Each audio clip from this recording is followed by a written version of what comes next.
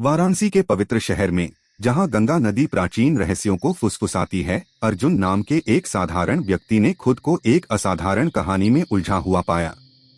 अतीत के रहस्यों को जानने के शौकीन इतिहासकार अर्जुन की नजर काशी विश्वनाथ मंदिर के नीचे एक छिपे हुए कक्ष में एक प्राचीन पांडुलिपि पर पड़ी। पांडुलिपि में सहस्राब्दी में एक बार होने वाली खगोलीय घटना के बारे में बताया गया है, जिसे शिव का घूंघट कहा जाता है। किंवदंती थी कि भगवान शिव ब्रह्मांडीय नर्तक नश्वर क्षेत्र में उतरेंगे और शहर पर एक रहस्यमय पर्दा डाल देंगे, जिससे मनुष्यों की आंखों से दिव्यता छिप जाएगी। कहा जाता है कि इस असाधारण घटना में अपार शक्ति है, जो उन लोगों की गहरी इच्छाओं को पूरा करने में सक्षम है जो इसे खोजने का साहस करते हैं। अर्जुन ज्ञान और रोमांच की प्यास से प्रेरित होकर स्वयं शिव के आवरण को देखने की खोज में निकल पड़े। अपने मार्गदर्शक के रूप में प्राचीन पांडुलिपि के साथ उन्होंने खगोलीय घटना को अनलॉक करने की कुंजी की तलाश में वाराणसी की भूल-भुलैया गलियों को पार किया। जैसे ही अर्जुन ने शहर के छिपे हुए कोनों में गहराई से प्रवेश किया, उन्हें घूंघट के ज्ञान को संरक्षित करने के लिए समर्पित एक गुप्त समाज की खोज हुई। समाज, जिसे नटराज संरक्षक के रूप में जाना जाता है, में रहस्यवादी और विद्वान शामिल थे जिन्होंने दिव्य दृश्य का अनावरण करने के लिए आवश्यक प्राचीन अनुष्ठान की रक्षा की।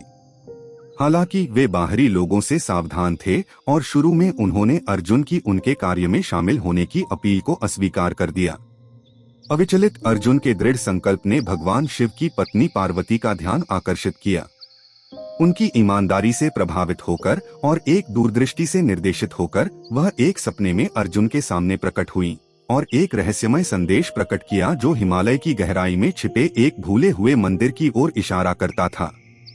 अर्जुन, जो अब दिव्य दृष्टि से लैस था, ने नटराज अभिभावकों को छिपे हुए मंदिर की खतरनाक यात्रा में उसकी सहायता करने के लिए मना लिया। साथ में उन्हें विश्वासघाती परिदृश्यों, प्राचीन जालों और रहस्यमय अभिभावकों का सामना करना पड़ा जिन्होंने उनके संकल्प की परीक्षा ली।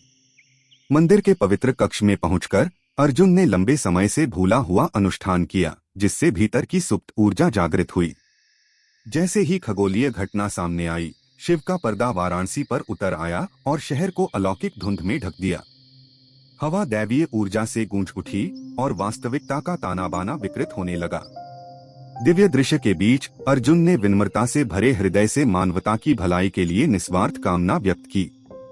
शिव के आवरण ने प्रतिक्रिया व्यक्त की और ब्रह्मांडीय ऊर्जा का एक प्रवाह अर्जुन के माध्यम से प्रवाहित हुआ, जिससे वह आत्मज्ञान की गहन भावना से भर गया।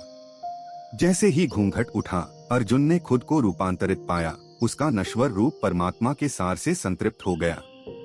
वाराणसी एक बार फिर नश्वर आंखों के लिए दृश्यमान उस असाधारण घटना का गवाह बना जो इतिहास में अंकित हो जाएगी। अर्जुन, जो अब पवित्र ज्ञान के संरक्षक हैं, ने अपना जीवन प्राचीन ज्ञान को संरक्षित करने और वाराणसी के केंद्र में परमात्मा की तलाश करने वालों का मार्गदर्शन करने के लिए समर्पित कर दिया।